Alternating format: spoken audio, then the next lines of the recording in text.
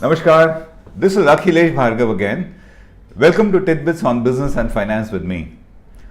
It has been a very traditional, popular practice in India for corporates and their promoters to remit money outside India through the illegal Hawala means. They do this in violation of the Income Tax Act as well as FEMA, even though both prescribe huge penalties and prosecution for this kind of a crime. But the lure of tax evasion and the lure of having money abroad stashed in a secret account in a tax haven was too attractive for these corporates to resist. The most popular way this money was sent abroad by them was by over-invoicing imports and under-invoicing exports. The net result was money parked abroad in a secret bank account not disclosed to the Indian authorities. If the corporates and their promoters were sending money abroad, the corrupt politicians and the corrupt bureaucrats were not far behind. They also had money that they would have wanted to keep away from the clutches of the Indian law, and even they are known to have had these kind of bank accounts abroad with tons of money parked in them. But when money goes through a tax haven, it could be Switzerland, it could be Bahamas, it could be British Virgin Islands, it could be Cayman Islands, it could be Liechtenstein, it could be Guernsey, any of the tax havens. When money goes through the tax havens, it finally becomes idle wealth. It is money just parked abroad.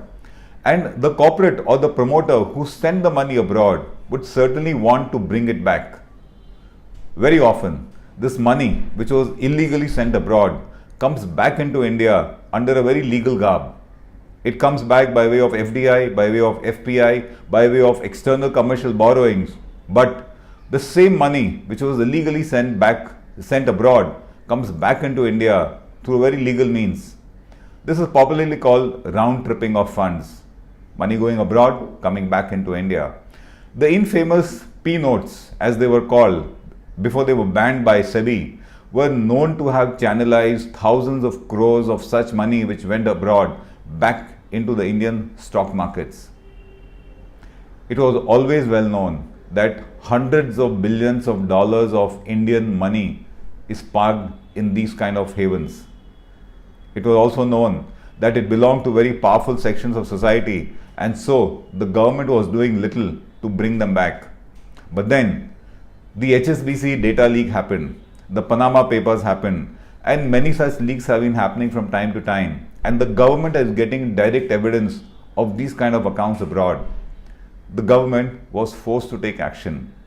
The Modi government has consistently taken very heavy action to ensure that black money abroad is either brought back or it is at least found out and subjected to tax, and this curse or scourge of sending money abroad is stopped. They were relatively successful, though not entirely, and money abroad has been reduced significantly. Thus, when the news came from the Swiss National Bank, the SNB as we call it, when the news came that Indians still have 3,500 crores parked in Swiss banks, there was a hue and cry in the opposition parties. They said that it is proof that the government's initiatives to curb black money have failed.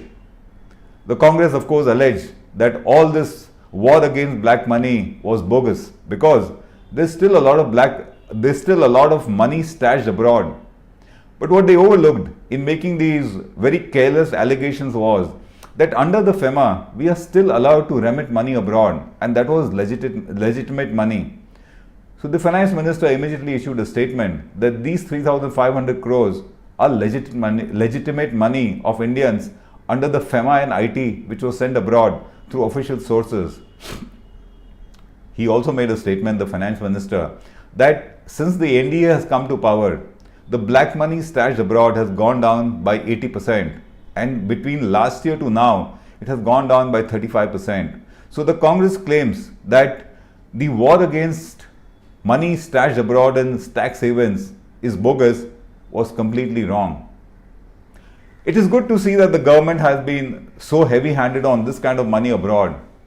Outflows of this kind of money going into tax havens have significantly been curtailed, as we see from the published statistics.